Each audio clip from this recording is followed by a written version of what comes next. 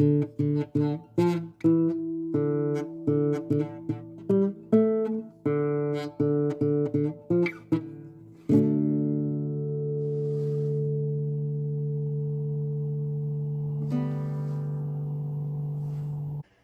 inmates and welcome to the cellblock Scorch week 46. This is Bones and I am once again recording on behalf of Grishmak. This week's prompt was given by Octo and it was in miniature, cannot be a shrinking person story. Grishmak's Scorch is named The Game. The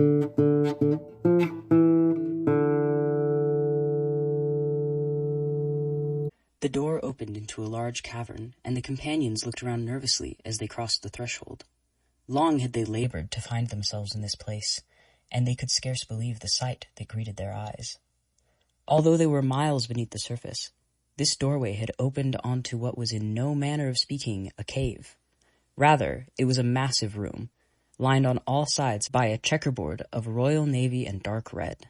Raxus's nervous eyes darted around the room, desperately searching for the danger he knew must be present. In contrast, Zathor calmly surveyed the scene, for she was well experienced in combat and had no fear of death.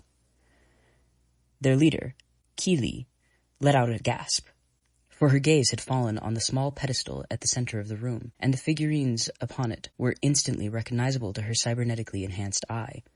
Atop the pedestal was a checkerboard, similarly colored to the pattern that dominated the room. She called Raxus and Zathor over, telling them to look even closer. As they approached the game board, the figurines came into focus for even Zathor's laser-damaged vision. A game of chess, with their likenesses appearing as a bishop, a knight, and a rook. Various fallen enemies and allies lined the sides of the board. As they studied what could possibly be the meaning of the strange scene, a holoscreen appeared precisely at eye level, displaying the history of the game. At first, it was all just meaningless moves that scrolled by, beginning with pawns advancing and other chess opening moves. It was only when they noticed the dates that they stared, jaws agape. The date and time from each moment a piece was taken occurred moments before their teammates had been killed on other missions. The deaths of their enemies as well matched up to just minutes before they were slain. A voice resonated throughout the room. "Ah, so you figured it out. What will you do now? Or can you choose it all?" The trio froze in terror, uncertain of what exactly they were involved in.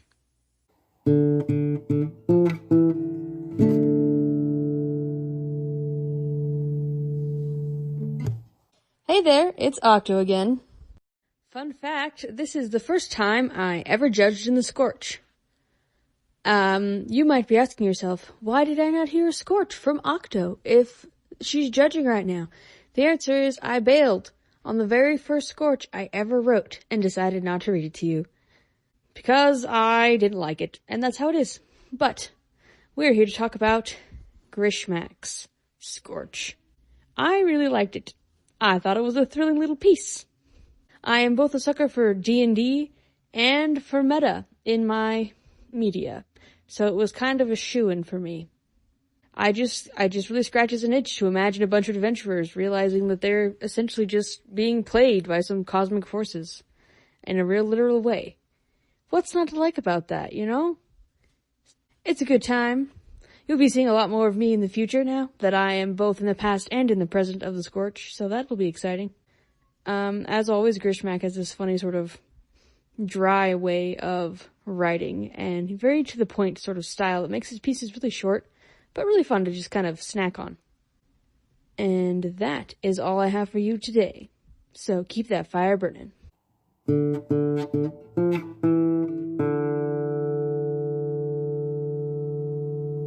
That's it. I would love to give you any sort of thoughts on what prompted this or if there were any answers to be found, but unfortunately the author is silent on that matter as all others. The prompt given for next week was Wooden Robot Apocalypse. And while I'm here, I have an announcement for you guys. So we got a link tree, so all of our links are now contained in one location that will be in the description of all episodes going forward. So I thought I'd just tell you what all is on there once, and after this, if you forget, you can just go look. It's split into a few sections. The first is the cellblock Scorch, seeing as that is our main project. It's got the Patreon, Tumblr, Instagram, and Spotify links, as well as a link to a bunch of Spotify playlists that separate the Scorches out by author thanks to Paishi. So if you want to listen to all of one author's Scorches, you don't have to look through the descriptions. You can just go find their playlist and listen through.